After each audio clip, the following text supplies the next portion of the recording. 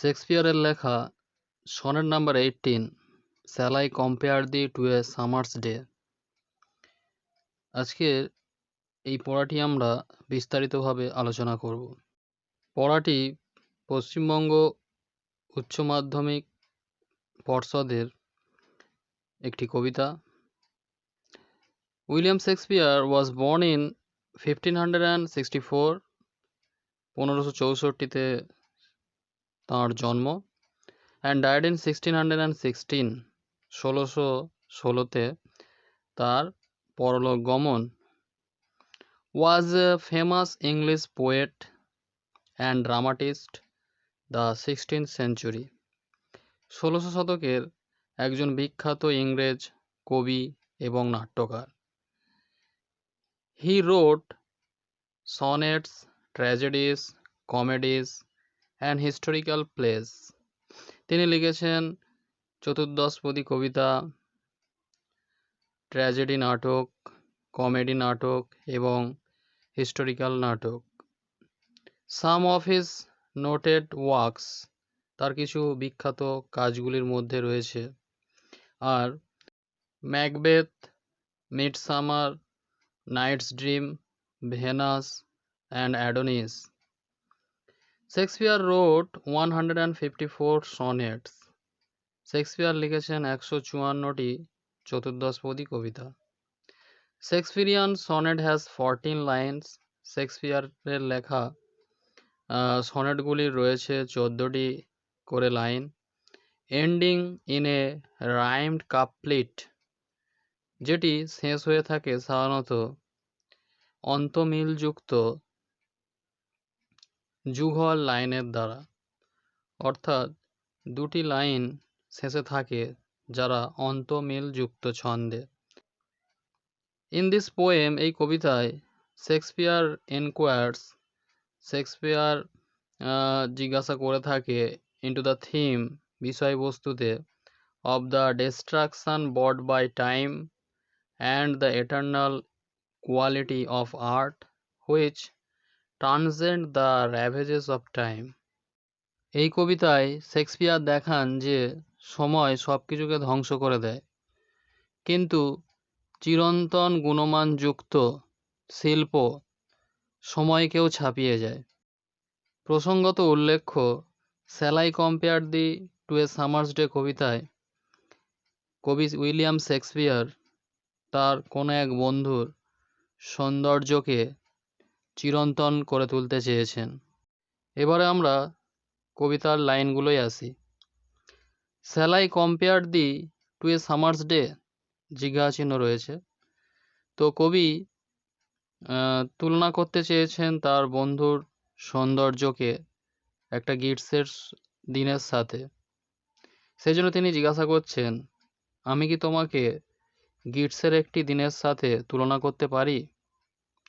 Thou art more lovely, তুমি আরও সুন্দর, and more temperate, এবং আরও উষ্ণ।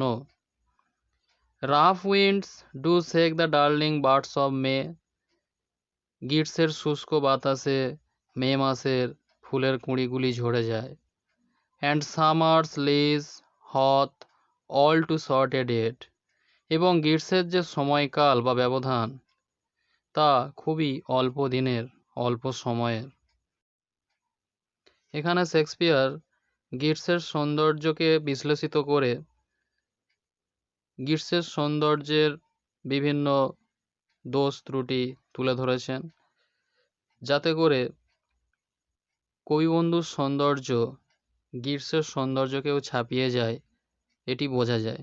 এখানে কবি গ্রীষ্মের যে ত্রুটিগুলি তুলে ধরেছেন তার মধ্যে রয়েছে গ্রীষ্মের শুষ্ক বাতাসে সুন্দর ফুলের কুঁড়িগুলি ঝরে পড়ে। তাছাড়া গ্রীষ্মের সময় খুবই সীমিত, সারা বছরের মধ্যে গ্রীষ্ম একটা ঋতু, তার সময়ের একটি ব্যবধান থাকে, তারপরে তা শেষ হয়ে যায়। কিন্তু কবিবন্ধুর সৌন্দর্য কখনো ম্লান হয় না, এটাই বোঝাতে চেয়েছে। পরের স্ট্যাঞ্জায় চলে যায়। Sometimes too hot the eye of heaven shines, মাঝে মধ্যেই খুবই উত্তপ্ত থাকে, গরম থাকে। The eye of heaven shines means সূর্যের কথা এখানে বলা হয়েছে, দ্য সান। তো গ্রীষ্মের সময় সূর্য কখনো প্রখর উত্তপ্ত, and often is his gold complexion dimmed, আবার প্রায়শই তার সেই সোনালি বর্ণ ম্লান হয়ে যায়। অবভিয়াসলি এখানে কোনো মেঘে ঢাকা পড়ে যেতে পারে সূর্য। তো গ্রীষ্মকালে যেরকম সূর্যের প্রখর তেজ থাকে, তাও আবার প্রায়শই মাঝে মধ্যে প্রাকৃতিক পরিবর্তনের দ্বারা তা ম্লান হয়ে যায়। And every fair from fair sometime declines, একটা সৌন্দর্য থেকে আরেকটা হ্রাস পায় সৌন্দর্য। By chance or nature changing course untrimmed, হঠাৎই এবং প্রাকৃতিক পরিবর্তনের মধ্য দিয়ে। তো সেকেন্ড স্ট্যান্ডায় আমরা গ্রিটসের আরও একটি ত্রুটি খুঁজে পেলাম। গ্রিটসে যেরকম অনেক সময় সূর্য তার প্রখর কিরণ দেয়, আবার তা কিছু সময় মেঘে ঢাকা পড়ে যায়, তার সৌন্দর্য হ্রাস পায়।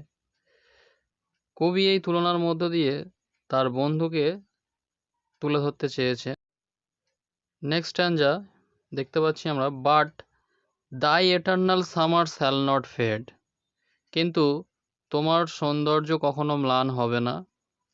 নর lose possession of that fair you ow'st, অথবা সেই সৌন্দর্য যা তুমি অধিকার করো নিষ্প্রভ বা অনুজ্জ্বল হবে না কখনো। নট শ্যাল ডেথ ব্র্যাগ দাও, অথবা মৃত্যুও তোমার সঙ্গে বড়াই করতে পারবে না। ওয়ান্ডারেস্ট ইন হিজ সেট, সে তার নিজের ছায়াতেই লুকাবে। When in eternal lines to time thou grow'st, আর সেই সময় তুমি এই সময়রেখার ওপরে, অর্থাৎ সময়ের যে সীমারেখা রয়েছে সেই সীমারেখার ওপরে তুমি উঠে যাবে, অর্থাৎ কবিবন্ধুর সৌন্দর্য তখন চিরন্তন হয়ে যাবে। কবিতার শেষ অংশ, যেটিকে কাপ্লিট বলা হয়েছে, দুটি অন্তমিলযুক্ত লাইন, এবং এর মধ্যে গোটা বিষয়বস্তুটা কিন্তু উল্লেখিত হয়ে থাকে। কবি তার গোটা কবিতাটির মধ্য দিয়ে যা ইঙ্গিত করতে চেয়েছেন পাঠকদের, বা যা বার্তা দিতে চেয়েছেন, সেটি এই দুটি লাইনের মধ্যে উল্লেখিত রয়েছে। So long as man can breathe or eyes can see, ততদিন যতদিন মানুষ শ্বাস প্রশ্বাস নেবে, অর্থাৎ বেঁচে থাকবে। অর আইস ক্যান সি, এবং চোখ দেখতে পাবে। সো লং লিভস দিস, ততদিন এটি বেঁচে থাকবে, অর্থাৎ এই কবিতা। And this gives life to thee, এবং এই কবিতায় তোমাকে জীবন দান করবে। যতদিন মানুষ শ্বাস প্রশ্বাস নেবে, যতদিন মানুষ পৃথিবীতে বেঁচে থাকবে এবং দেখতে পাবে, পাঠিত হবে এই কবিতা, এই কবিতায় কিন্তু কবিবন্ধুকে প্রাণদান করতে থাকবে, অর্থাৎ কবিবন্ধুকে চিরন্তন করবে এই কবিতায়। শেক্সপিয়ার তিনি নিজে নিশ্চিত ছিলেন তার কবিতা চিরন্তন হবে, এবং এই চিরন্তন কবিতায় তার বন্ধুর সৌন্দর্যকে চিরন্তনভাবে বাঁচিয়ে রাখবে। এই কবিতার প্রশ্ন উত্তর আমরা পরের ভিডিওয়ে আলোচনা করব।